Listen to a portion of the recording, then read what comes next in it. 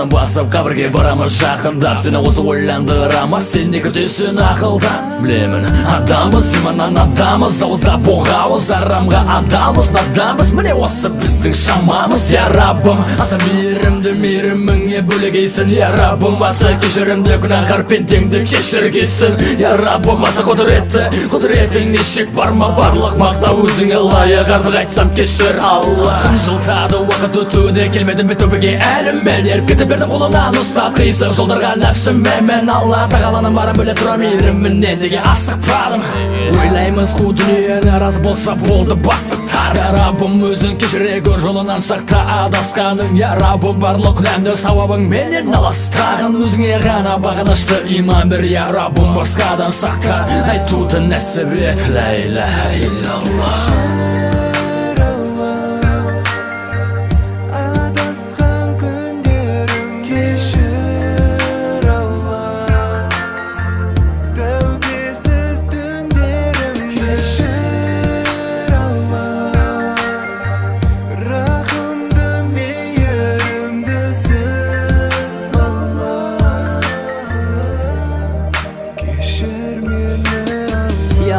Кешір бізді, кешір тірек теңді, адасып қақ жолынан өткізіп жатырған түнді. Надандық болар болса да баста білімділік, жалғанға қызығып дүния ішінде көрендік. Бөлендік сан тарапқа, құл болып та араққа, жылдан жылға иман әлсіреді сан сағатқа. Айтшы оны кім біледі, айтшы оны кім түсінеді?